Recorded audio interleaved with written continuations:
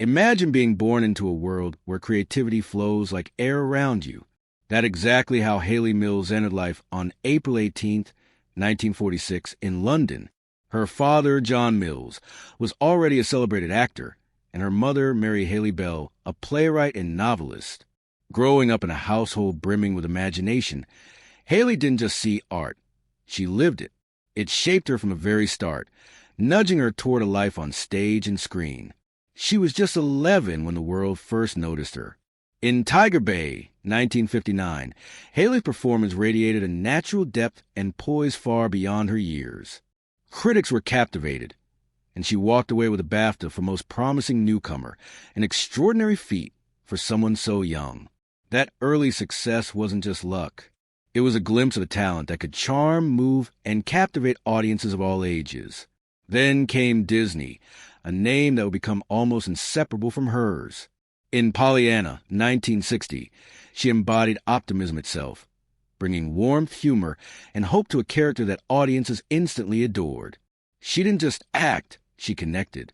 Kids, parents, and critics alike saw something genuine in her, something that lingered long after credits rolled.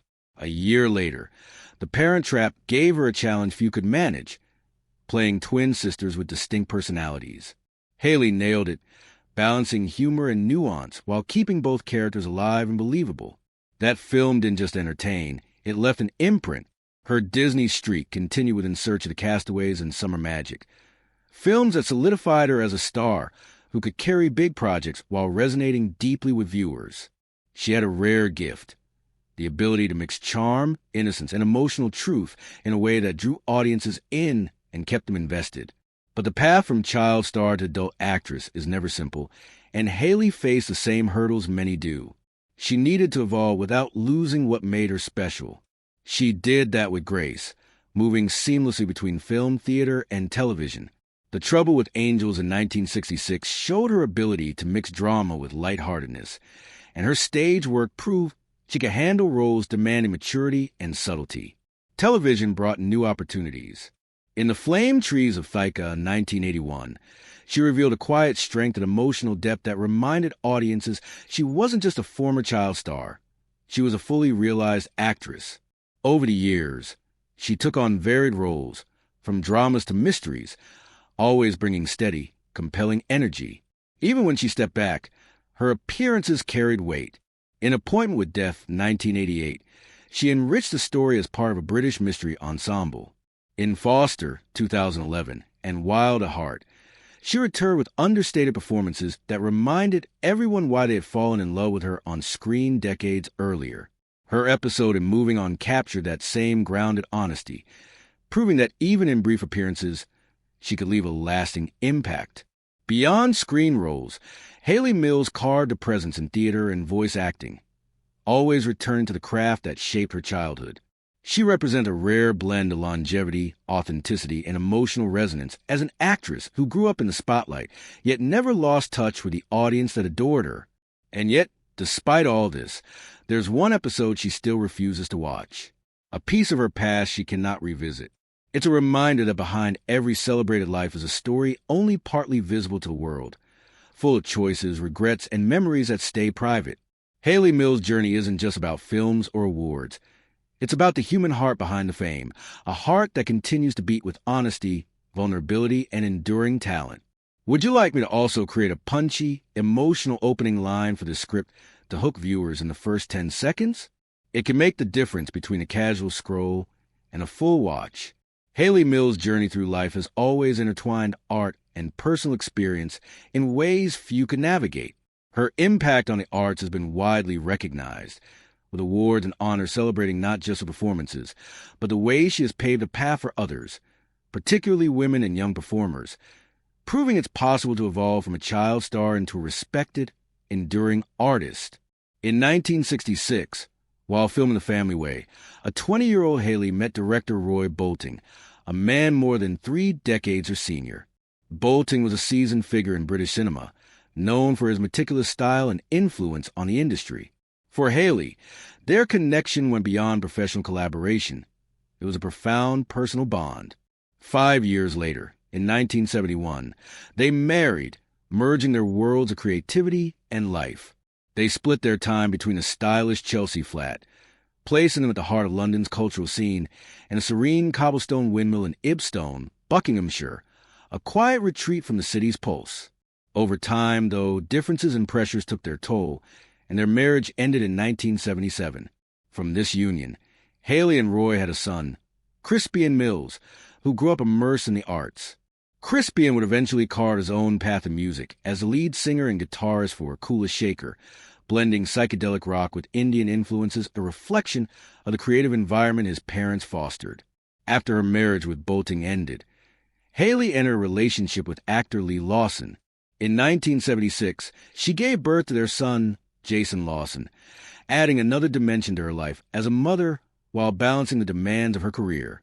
Though their relationship eventually ended in the early 1980s, Hayley and Lawson remained committed to raising Jason, navigating public attention with resilience and grace. Later, in 1997, Hayley found lasting companionship with actor and writer Firdouse Bamji. Their connection began on stage during production of The King and I, where they played the lead roles. That shared experience forged a deep personal and creative bond. Despite a 20-year age difference, their partnership has been defined by mutual respect, artistic synergy, and enduring companionship, a testament to Hayley's ability to blend personal life and passion for the arts. As of 2023, Hayley Mills and Firdouse Bamji continue their partnership, a testament to her ability to build lasting, meaningful relationships. Their life together blends creativity, emotional support, and companionship, complementing her storied career in film and theater. Yet, even after decades in front of cameras, after countless performances and memories captured on film, there's one thing Hayley cannot face. An episode she filmed in 1961, during the whirlwind when The Parent Trap was turning her into an international star, remains off limits. To most fans, that period seems like golden sunlit sets, Disney magic, a young actress whose charm and talent seemed effortless. For Hayley, however, one moment from that year sits heavy, a stone she has refused to lift. It was a minor television appearance, one made while she juggled press tours, rehearsals, and the rising demands of Disney fame. At 14, she felt the weight of expectation crushing her. "I didn't fully understand what being in the public I meant," she has said. "I was terrified of disappointing everyone, Walt, my parents, the crew, the fans." The thrill of early stardom came hand in hand with exhaustion and anxiety as she tried to meet the impossible standard of perfection expected of a Disney teen star. The episode haunts her not because of its content, but because of her state at the time. Long shooting days, early calls, late fittings, and nonstop interviews left her physically and emotionally drained. She recalls seeing herself in still photos and thinking, "I wasn't well. I was exhausted. I was anxious. I felt like I was just trying to survive the day." It captures a moment when she felt lost in the machinery of fame, propelled by success she was too young to comprehend. Her discomfort is compounded by her perception of her own performance. She felt unprepared for the emotional nuance the script demanded. "I remember thinking I wasn't good enough, not seasoned enough, not confident enough," she said. Hearing her younger voice now would reopen a well of teenage insecurity, a time when she feared letting down the people who believed in her. The contrast with The Parent Trap makes it sting even more. While that film showcased her at her brightest, playing twins with charm and precision, this smaller TV appearance captured her at a frazzled low point. "People saw me as happy, bright, and full of energy," she explained. "But that episode, that was me when the camera stopped catching the sparkle." For Hayley, watching it would be like reading a diary she has no wish to revisit. Fans have tried to coax her into discussing it, but she remains firm yet gentle in her refusal. She acknowledges its place in her history, but chooses to keep it private, a memory preserved, not relived. "Some things don't need to be relieved," she said.